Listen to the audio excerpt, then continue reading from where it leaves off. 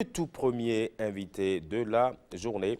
On va parler donc santé. Je vous ai dit, on va à la connaissance aujourd'hui. On va vous parler du bilan de santé. Pourquoi faire un bilan de santé? Quel est l'intérêt de faire donc ce check-up médical? J'installe tout de suite Dr Victorien Akogbekan, médecin du travail.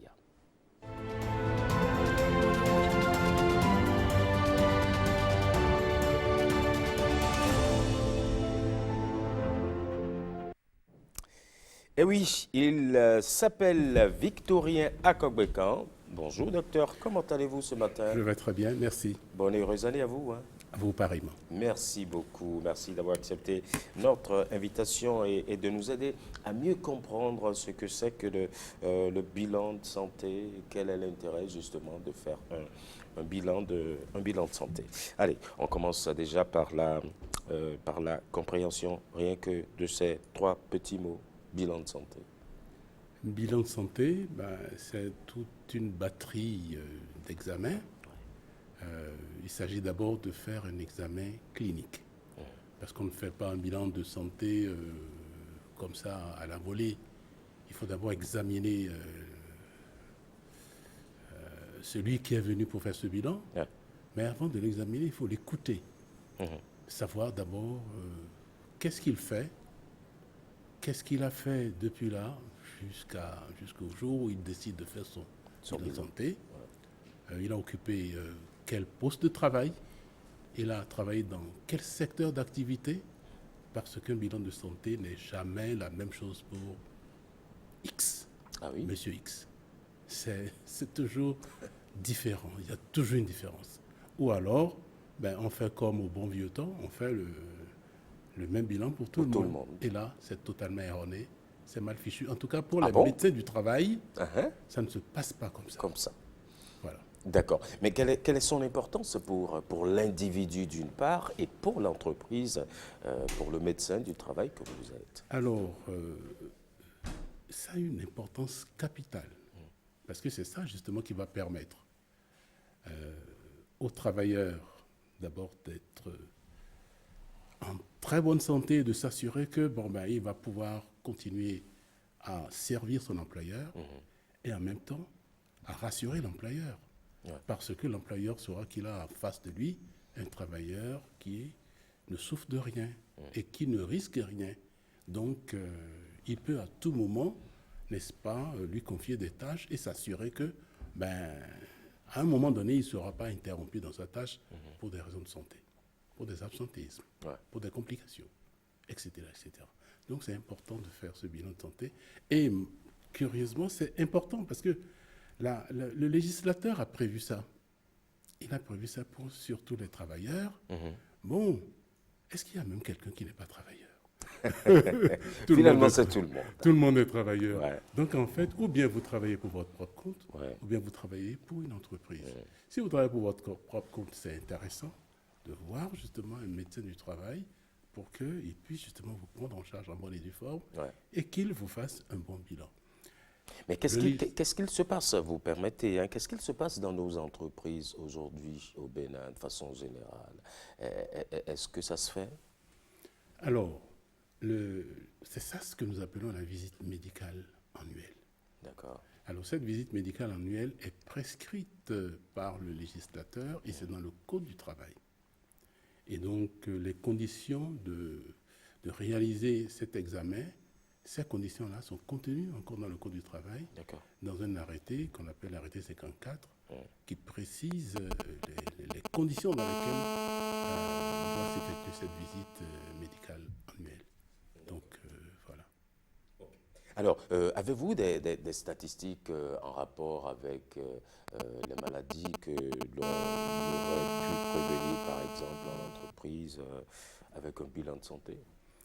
Alors, il faut dire que il n'y a pas de maladie qu'on peut laisser évoluer. Ça veut dire que on peut prévoir, on peut éviter beaucoup de maladies. Maintenant, il peut y avoir des maladies qu'on n'arrive pas à éviter. Alors, statistiques, Je ne peux vous donner des statistiques aujourd'hui par rapport à ça, mais s'il y a des maladies qu'on n'arrive pas à éviter, Oui. alors là, parce qu'on n'arrive pas à supprimer le danger, on n'arrive pas à supprimer l'exposition. Dans ces conditions, il faut évaluer. Il faut évaluer le risque pour savoir qu'est-ce qu'il faut faire. Est-ce qu'il faut agir sur, le milieu? Est-ce qu'il faut agir sur l'homme? Est-ce qu'il faut agir sur les outils? Ouais. Ou bien est-ce qu'il faut agir sur les procédures? Vous voyez, donc c'est D'accord. ça. Mais quelles sont ces maladies qu'on ne peut pas éviter? Alors, Quelques-unes, hein. c'est en cela, c'est en cela. Ça nous fait peur aussi. Non, non, non, mais écoutez, c'est en cela justement qu'il y a Pardon. aujourd'hui, surtout dans les industries, il y a certaines maladies, dans les industries, il y a certaines maladies qu'on n'arrive pas à éviter et on est obligé justement de passer la main à l'assurance. Parce qu'on se dit, écoutez, ça pose un problème. Par exemple, c'est des gens qui travaillent sur des produits qui exposent à des risques, je veux dire, de cancer. Ou alors à des risques d'intoxication. Vous voyez, il y a un certain nombre de risques qui aujourd'hui sont obligés, c'est-à-dire qu'on est obligé de faire l'examen annuel chez ces travailleurs-là. C'est essentiellement les risques d'intoxication. Ensuite, c'est les risques liés aux maladies, les infections et les parasitoses, les risques qui exposent, n'est-ce pas, à des dangers graves ou à des maladies de la peau. Ouais. Vous voyez, des risques qui exposent, par exemple, à des affections pulmonaires. Ces maladies-là méritent absolument qu'on examine l'intéressé et qu'on les examine peut-être 2 fois dans l'année. Vous voyez, il y a certains produits chimiques où, quand vous êtes dans ces milieux-là, le risque est grand. Et en ce moment-là, il faut faire très, très attention. Je prends par exemple ceux qui travaillent, par exemple, dans la fabrication des mousses, par exemple. D'accord. Alors donc, ils ont des problèmes d'allergie, ils ont des problèmes respiratoires. Ouais. Ceux qui sont dans les industries chimiques où ils vont utiliser le carbone, où ils vont utiliser le chlore. Vous voyez, donc tout ça, c'est des produits. Ils sont Ceux très qui vont exposés. utiliser des pesticides, qui vont fabriquer Ouais. des pesticides, tout ça, c'est contrôlé. Ouais. Et puis, les hommes et les femmes sont-ils égaux devant les examens? Alors, tout à fait. Les examens doivent être réalisés autant pour les hommes que pour les femmes. Ouais. Et puis ce n'est pas, comme je vous ai dit, ce n'est pas les mêmes examens parce que tout ça, c'est en fonction, n'est-ce pas, du sexe aussi. Ouais. D'accord. Alors, dans un but préventif, hein, quels sont les examens pour un bilan de santé complet? Alors, pour un bilan de santé complet, la première chose à faire, comme je viens de le dire tantôt, il faut d'abord partir du poste de travail. Est-ce que c'est un secteur d'agriculture? Est-ce que c'est un secteur industriel? Est-ce que c'est un secteur tertiaire? Est-ce que c'est le commerce? Ou bien est-ce que c'est le bureau? Vous voyez, donc c'est ça. Si par exemple j'ai affaire à quelqu'un qui est dans un poste de travail devant un ordinateur, Ouais. et donc son bilan est classique. À partir de ce moment-là, on sait qu'on a affaire à un problème de posture, il va rester devant un écran, il aura un problème visuel, Ouais. ensuite des problèmes de dos et des problèmes des articulations, des membres supérieurs, de l'épaule, etc. Il s'agira pour nous aussi, n'est-ce pas, de l'examiner parce qu'un travailleur de bureau peut être hypertendu, il peut être diabétique, il peut avoir toute autre maladie, d'où l'examen médical clinique pour s'assurer que sur le plan clinique, il n'a pas des affections qui méritent d'être surveillées ou d'être contrôlées. Donc il y a un certain nombre d'examens qu'il faut faire dans ce sens. Rechercher un diabète, rechercher, disons, les signes qui compliquent une hypertension artérielle. Voyez. Et donc, mais tout cela, comme je vous ai dit, c'est antérieur à l'examen clinique. Et donc,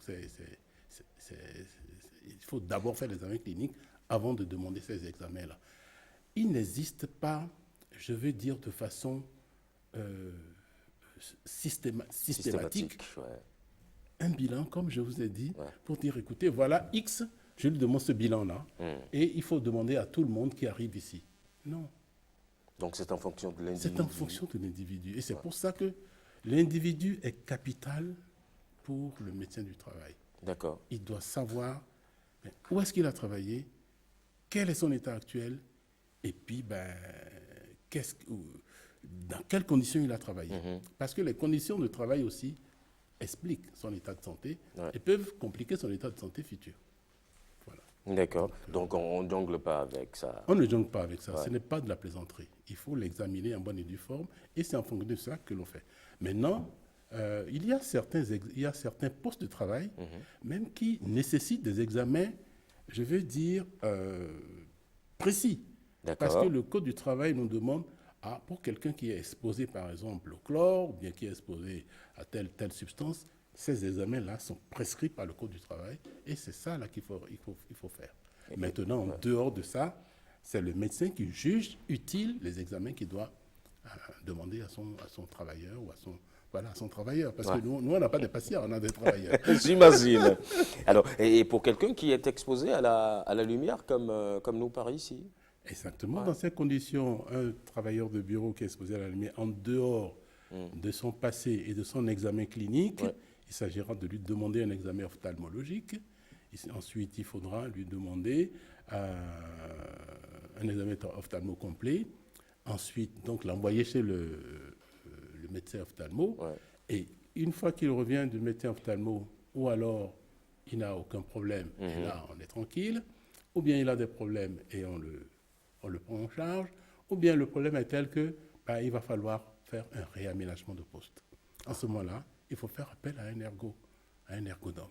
Et l'ergonome viendra pour dire, écoutez, la lumière, au lieu que cela soit parallèle au plan de travail, il faudrait que ça soit perpendiculaire. Voilà des choses pointues, des détails pointus qu'il faut absolument connaître et savoir appeler le professionnel qu'il faut pour pour aménager le poste de travail. Ouais. Et si l'examen, le bilan de santé révèle par exemple l'inaptitude d'un employé, que prévoit les textes? Alors, et c'est d'ailleurs, c'est pour ça que c'est important. Après l'examen, ou bien tout est normal, et en ce moment-là, le médecin est satisfait et la décision tombe. Il est apte après la visite annuelle.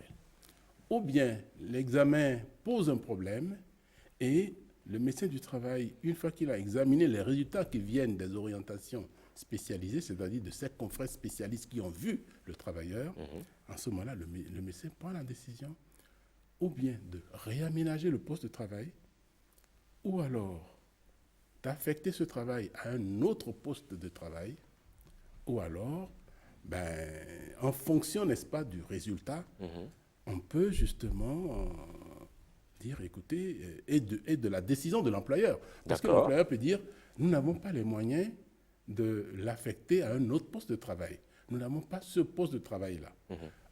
Là, ça pose un problème. Ou alors, il dit, mais écoutez, nous n'avons pas les ressources nécessaires pour l'envoyer à une formation, pour qu'on puisse l'envoyer à un autre poste. En ce moment-là, ça pose un autre problème. S'il a les moyens, la chose est facile. S'il n'a pas les moyens, ça devient difficile. Et en ce moment-là, il va être inapte à ce poste. Mais s'il est inapte à ce poste, il ira où? C'est ça la grande question. Ça pose un problème, je veux dire, du maintien du travailleur dans l'entreprise. Il ira où? Et là, ça pose un grand problème.